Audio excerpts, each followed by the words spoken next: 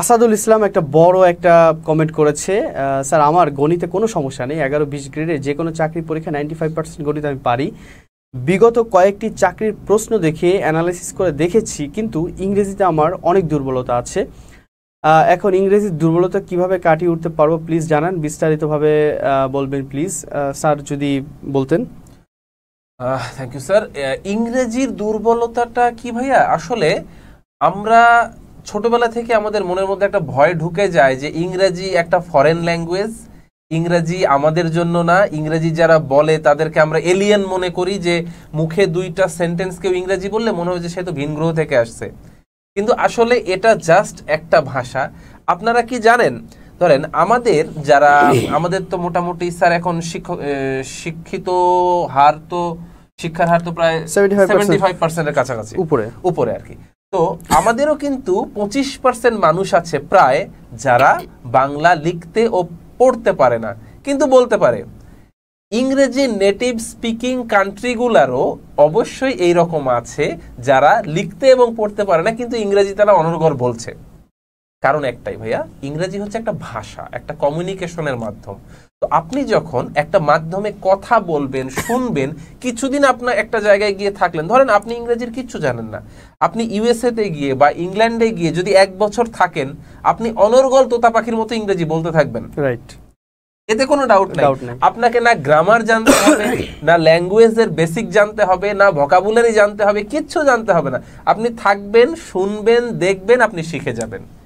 এইটা হচ্ছে ইংরেজির আসল কথা। এখন এই জিনিসটা আপনি কিভাবে অ্যাপ্লাই করবেন ইংরেজি শেখার ক্ষেত্রে?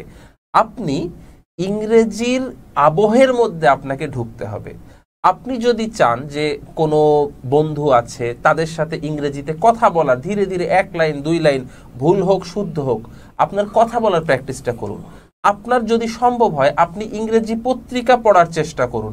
আপনি ধরে নিলাম 50% শব্দই পারলেন না, আপনার পুরো পত্রিকা তো একদিনে পড়তে হবে না, একটা আর্টিকেল পড়েন, প্রতিদিন একটা করে আর্টিকেল পড়েন।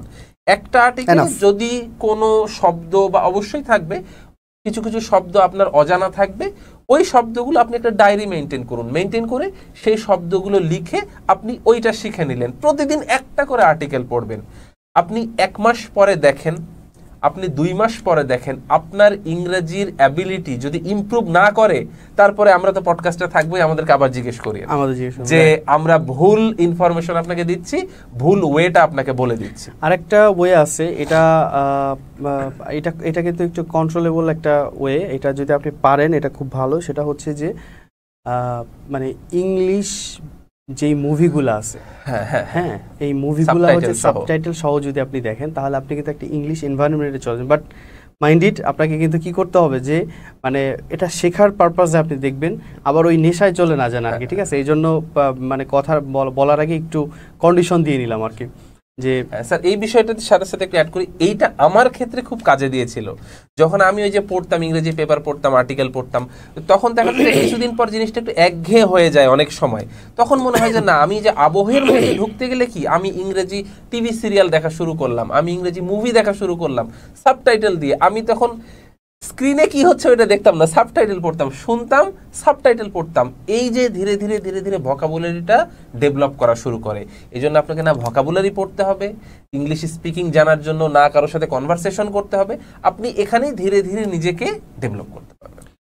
আর হচ্ছে যে ইংরেজির এটা তো বললো হচ্ছে আপনাকে ইংরেজির একটা মানে উইকনেসটাকে দূর করার জন্য, পাশাপাশি আপনাকে ইংলিশটা বিশেষ গ্রামাটিক্যাল বিষয়গুলো ভালো করার জন্য আপনাকে কি করতে হবে যে গ্রামারের উপর আপনার দখল আনতে হবে। হ্যাঁ, গ্রামার দখল আনতে হবে, গ্রামারের উপর আপনাকে প্র্যাকটিস করতে হবে, প্রিভিয়াস কোশ্চেন দেখতে হবে, এবং হচ্ছে যে কোনো কনফিউশন নেই। ইংলিশে কিন্তু ইংলিশ সম্পর্কে একটা এরকম কথা আছে যে English is a bastard language, বা এরকম একটা যে মানে হাত পা নাই, মানে একটা নিয়ম, ধরেন হচ্ছে আপনি এক নিয়ম পড়তেছেন কিন্তু ব্যতিক্রম পেয়ে যাচ্ছেন, যে এরকম। যদিও এটা প্রত্যেকটা ভাষার ক্ষেত্রে এটা, বাট ইংলিশ সম্পর্কে এটা বলা হয় আর কি। ঠিক আছে, আমি ভালো জানি না, যারা ইংলিশের বোদ্ধা তারা এটা খুব ভালো বলতে পারবে আর কি। সেক্ষেত্রে এই জায়গাটায় আমি বলবো যে আপনাকে কি করতে হবে যে ইংলিশের এই গ্রামাটিক্যাল ব্যাপারগুলোকে আরও বেশি আত্মস্থ করতে, আপনার নিজের ফেভারে আনতে আপনাকে হচ্ছে এই গ্রামাটিক্যাল যে রুলসগুলো আছে বিভিন্ন মানে পার্টস অফ স্পিচ থেকে যদি শুরু করেন আপনি, এর ভিতরে তো কতগুলো ভাগ, নাউন প্রোনাউন থেকে শুরু করা, এই জিনিসটা খুব ভালো করে যদি বুঝেন দেখবেন যে ইংলিশের অনেক বেসিক আপনার ডেভেলপ হয়ে গেছে।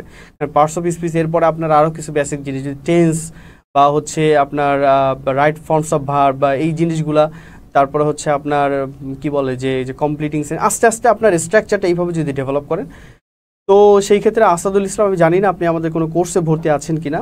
যদি মনে করেন যে আপনি রানিং স্টুডেন্ট হন তাহলে আমাদের কম্বো কোর্সে আসতে পারেন। আর যদি আপনি স্পেসিফিক ধরেন বিসিএস বা নিবন্ধন প্রাইমারি অথবা হচ্ছে 11-20 গ্রেড কোনো কোর্সে আসতে চান, তো ওই ধরনের স্পেসিফিক কোর্স আছে এবং ওইখানে ইংলিশের উপর আমাদের বিস্তারিত ক্লাস হয় আর কি, এই বিষয়গুলো নিয়ে। এখানে আমাদের দক্ষ এবং অভিজ্ঞ স্যাররা ক্লাস নেয়। তো আমার মনে হয় যে মানে আপনাদের যে কোনো সমস্যার সমাধান আমাদের সাফল্য একাডেমিতে আছে।